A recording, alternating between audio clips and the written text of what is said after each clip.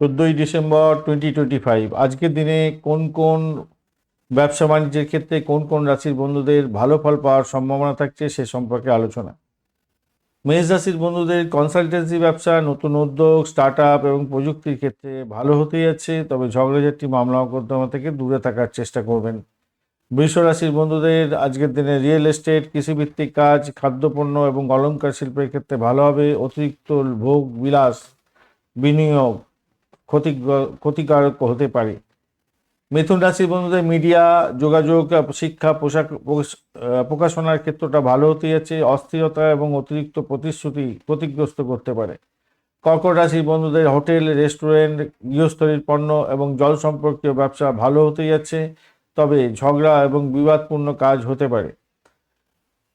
সিংহ রাশির ক্ষেত্রে সরকারি কাজ, নেতৃত্ব দেওয়ার কাজ এবং শিক্ষা প্রতিষ্ঠান ও শিল্পকলা সংক্রান্ত ব্যবসা ভালো চলবে, তবে অহংকারকে নিয়ন্ত্রণ করতে হবে। অতিরিক্ত চাকরি ছিটকে যাবেন না। কন্যা রাশির ক্ষেত্রে চিকিৎসা, কারিগরি ক্ষেত্র, বিশ্লেষণাত্মক ব্যবসা বাণিজ্য ভালো চলবে। অতিরিক্ত খুঁটিনাটিতে সময় নষ্ট হতে পারে। তুলা রাশির বন্ধুদের আইন, চুক্তি, সম্পর্ক ভিত্তিক ব্যবসা এবং সৌন্দর্যায়ন শিল্পের সঙ্গে যুক্ত আছেন, ব্যবসা বাণিজ্য করেন, ভালো হতে যাচ্ছে। অতিরিক্ত ভোগ বিলাস থেকে দূরে থাকুন।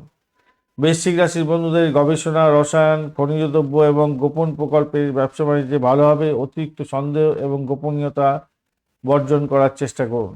ধনুরাশির বন্ধুদের শিক্ষা, ধর্মীয় প্রতিষ্ঠান, ভ্রমণ এবং প্রকাশনার ক্ষেত্রে ভালো হতে যাচ্ছে। সকালবেলায় ঝগড়াঝাটি ও মামলা মোকদ্দমা করে সমস্যায় পড়ে যেতে পারেন।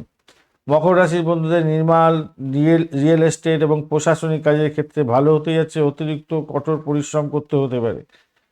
কুম্ভ রাশির বন্ধুদের প্রযুক্তি, গবেষণা এবং সামাজিক কাজের ক্ষেত্রে ভালো হতে যাচ্ছে, তবে অতিরিক্ত স্বাধীনতা গ্রহণ করে নিয়ম ভঙ্গ করলে সমস্যায় পড়বেন।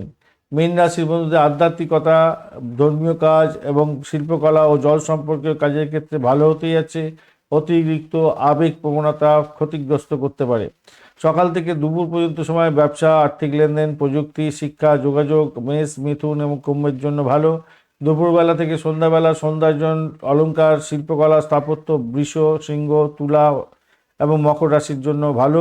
সন্ধ্যার পরে ধর্মীয়, আধ্যাত্মিক কাজ, সামাজিক কাজ, নতুন উদ্যোগ কর্কট, ধনু, মীন এবং বৃশ্চিক রাশির জন্য শুভ হতে যাচ্ছে। ধন্যবাদ বন্ধু, ভিডিওটি দেখার জন্য। লাইক, শেয়ার, কমেন্ট করার জন্য অনুরোধ রইল। এই ধরনের ভিডিও পেতে অবশ্যই চ্যানেলটি সাবস্ক্রাইব করে রাখবেন। বার্ষিক রাশিফল 2026-এর বিস্তারিত ইনফরমেশন নিয়ে আপনাদের জন্য ভিডিও দেওয়া আছে, অবশ্যই দেখবেন, কাজে লাগাবেন। বন্ধু সঙ্গে থাকুন, ভালো থাকুন।